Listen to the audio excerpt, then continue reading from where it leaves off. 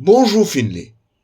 Vous l'aurez certainement remarqué que de nos jours, le caractère de plus en plus éphémère et fugace de l'information devient délétère à son enracinement dans la conscience populaire. Aussi, si nous laissons faire, si nous ne sommes pas vigilants, une nouvelle laissera la place aux autres sans se fixer dans la pensée et en conséquent sans aucune perspective d'épanouissement dans le temps. Je vous donne un exemple. Tenez, qu'avons-nous retenu de l'exploit récent de notre compatriote Natacha Apana? Voilà une fille du sol qui se distingue en tutoyant en finaliste le prix Goncourt, qui n'est pas rien, il y a à peine un mois. Faute de le remporter, elle décroche celui du féminin le 3 novembre dernier.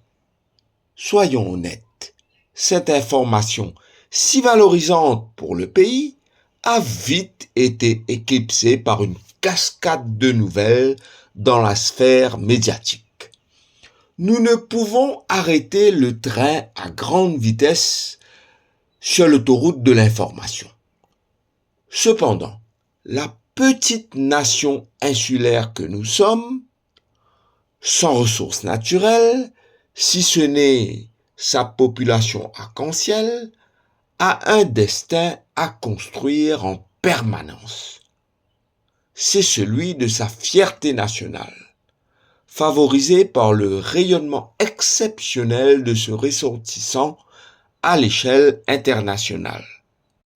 La performance de Natacha Apana sur le plan littéraire international précède celle du prix Nobel Jean-Marie Leclésio, de Abhimanyu Unut, lauréat de l'Académie indienne des lettres, ou autre Félicien Malfil, collaborateur du grand Alexandre Dumas, pour ne citer que. Ce rayonnement exceptionnel dans l'univers littéraire ne tombe certainement pas du ciel, même si notre bleu firmament est éminemment inspirant pour ce genre d'activité. Voyez-vous, nos écoles enseignent la littérature, et même si cela semble invraisemblable, il a fallu se battre pour l'y introduire. Le sujet de la chronique d'aujourd'hui concerne l'immense contribution de l'évêque Murphy à l'introduction poussée des études des langues classiques dans le cursus scolaire à Maurice et comme à l'étranger. Lorsque ce prélat arrive chez nous le 17 janvier 1917, les débats autour d'un nouveau code de l'instruction publique viennent de débuter au Conseil législatif. Ils sont si animés que le gouverneur Henry Esquet Bell, qui venait lui aussi de prendre ses offices, va instituer une commission d'enquête pour y voir plus clair. Le gouverneur Bell est un grand esprit. Il est d'ailleurs polyglotte et parle couramment le français.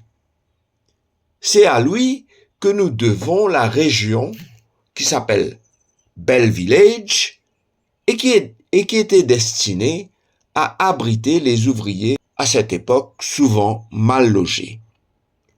C'est aussi lui qui commence l'asphaltage de nos routes, puisant les ressources du Mauritius Improvement and Development Fund, alimenté par une taxe de sortie additionnelle imposée sur le sucre sous son mandat.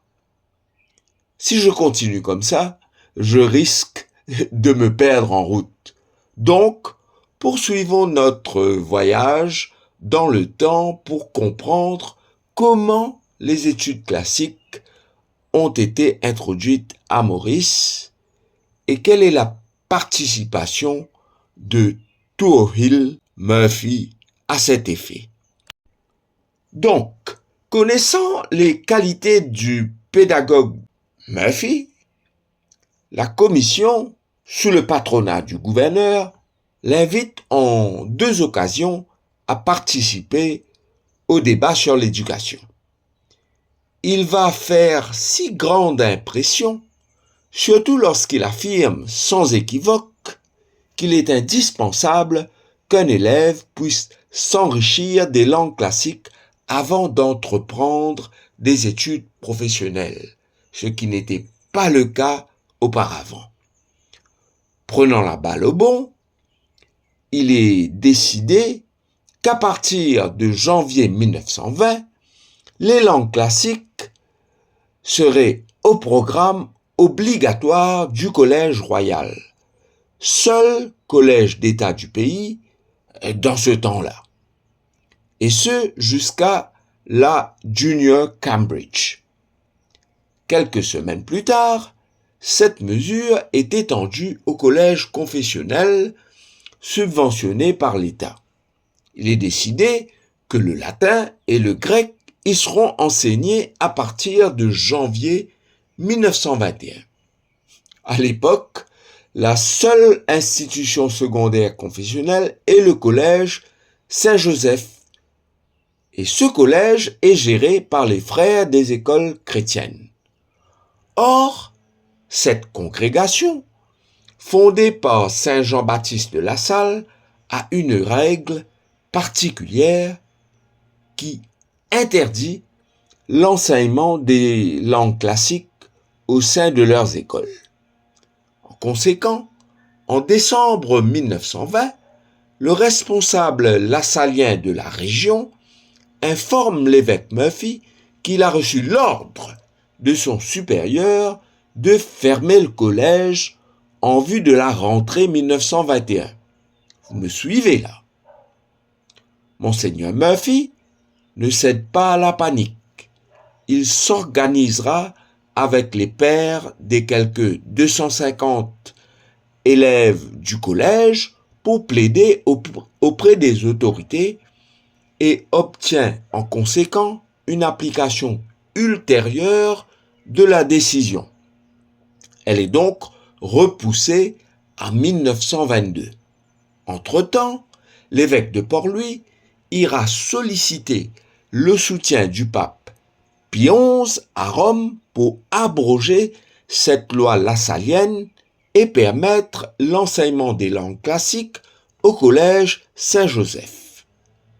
Le pape répond favorablement à sa demande et à travers le cardinal Van Rossum qui ordonne au supérieur des Lassaliens de permettre l'enseignement des langues classiques à l'institution curpipéenne. Voilà, d'autres évêques de par le monde emboîteront le pas à Monseigneur Murphy pour obtenir la même faveur. Ainsi, les langues classiques seront introduites dans les institutions des frères des écoles chrétiennes de par le monde, et ce, grâce à la fidélité et la force du 7e évêque de Port-Louis. D'ailleurs, fidélité et force était la devise épiscopale de ce grand prélat. Donc, l'éducation à Maurice, la littérature en particulier, doit une fière chandelle à Monseigneur Murphy. Le père Philippe Goupil, lauréat de la filière classique au Collège du Saint-Esprit, doit sa bourse grâce à la filière classique, tout comme Michel Boulet, qui compte parmi les premiers lauréats du Collège Saint-Joseph.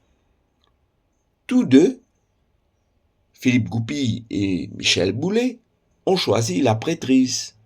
Tout comme l'évêque Murphy, Philippe Goupil est d'avis que les études classiques sont très riches et contribuent à donner une charpente à l'esprit.